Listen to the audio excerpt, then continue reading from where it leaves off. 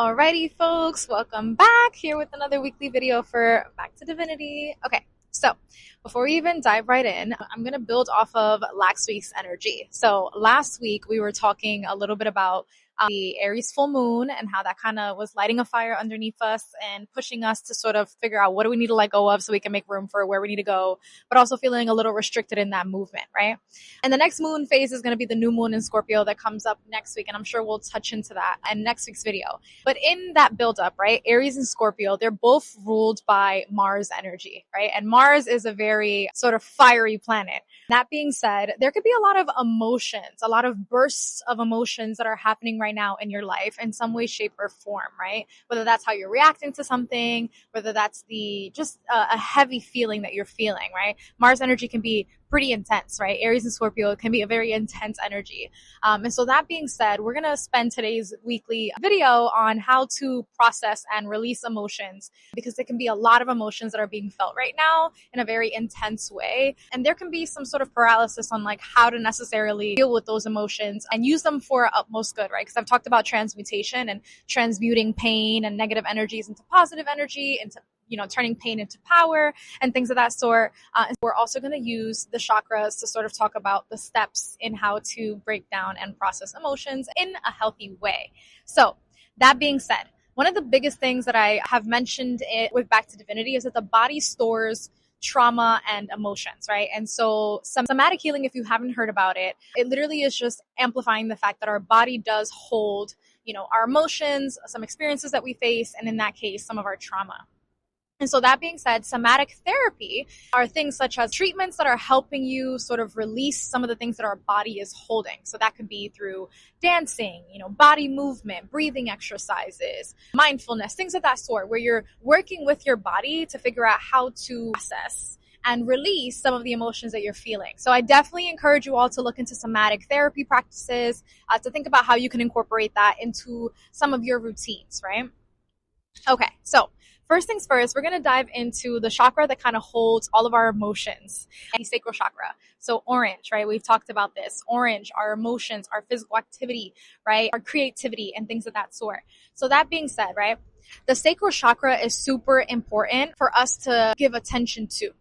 Our emotions can be super heavy, and the first things that we want to do with our emotions is sit with them. Before we do anything, right? We need to sit with our feelings before we react to someone or try and have a conversation or anything of that sort. And physical activity is included in that, right? And so whether that's, going to the gym or body movement, right? Like doing yoga and other somatic therapy practices, right? Things that allow for you to release energy through movement can be super important when it comes to dealing with emotions and processing them. They're all living within the sacral chakra right around here. And so it's super important that you're giving that attention, right? So before you even try and analyze your feelings, because trust me, I've had to learn a lot of lessons around this. I know you guys already know I am a Gemini stellium. And so that being said, I try and put logic on my emotions and try and analyze my emotions. Say, you can feel this, but you can't feel this. And, it's okay to feel this, but you shouldn't feel this. And no. You validate your emotions by allowing you to feel them. Before you even try and think deeper and get to the root of whatever, just feel your feelings. All right, girly, feel those feelings, okay? So that's the one thing that you need to start with. You literally just allow for yourself to sit with how you are feeling without judgment, without shame, without analyzing or critiquing yourself.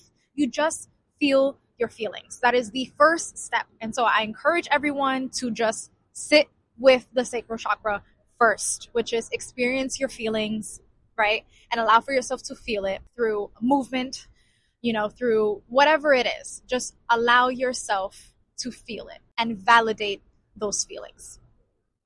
The other thing with the process of feeling your emotions is the root chakra. So right below the sacral is the root, right?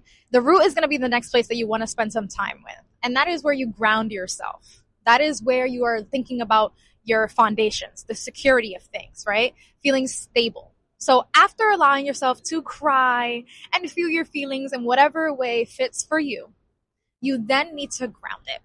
So now we have released, and now we just need to sit there and find stability and security within ourselves. And so that can look like meditation. That can look like stillness. That can look like journaling, right? Whatever it is that you need to do to sort of ground yourself. that is what you want to do in that moment.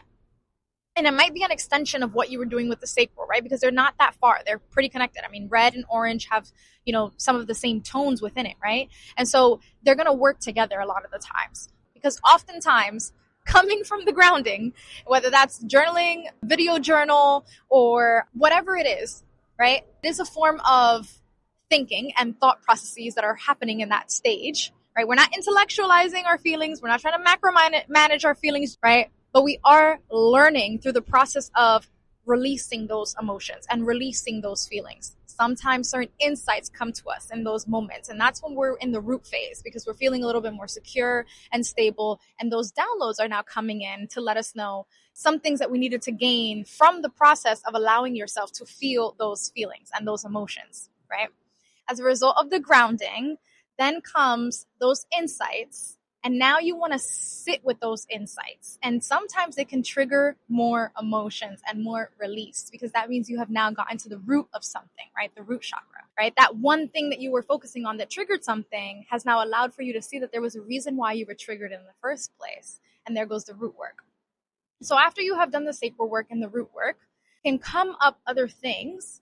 And that's where you bring it back up to the heart, right? The heart chakra. And this is where you give yourself some grace and some compassion.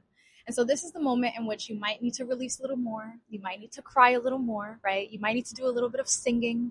You might need to, whatever it is, right? But you're going up here, you're getting closer to that throat, to that point where you can really truly express. But before you get there, we have to stop at the heart and make sure that whatever thing we are ready to express is coming from a place of compassion, from a place of unconditional love and things of that sort, right? And so there goes some of the grounding work also that's happening with the green color, right? And so the heart is super important to sit with before you can get up to the throat. You start with just allowing yourself to feel it. Then you go down to the grounding of it. Then you go back up to the releasing of it into the heart space, because now you have allowed yourself to tap into the root of what is happening. And it might have opened up certain wounds, right, that were there in the heart space. And now you get to sort of heal it, right? You get to work with the heart. And you get to put a little Band-Aid over it, right? You get to stitch it up, right? And so that's some of the work that you're allowing yourself to do when you go through that phase.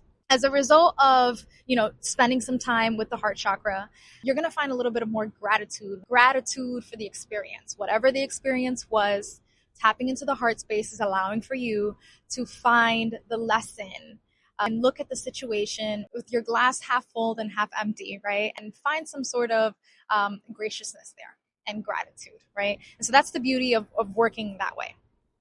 Now, after getting to the heart chakra, right, you have allowed for yourself to get to the root of it, give yourself some compassion and some grace, find the lesson in it, find the gratitude in it, right? After you've already allowed for yourself to feel the feelings without micromanaging yourself, right, without over-intellectualizing your feelings, right? Now you've done all that work.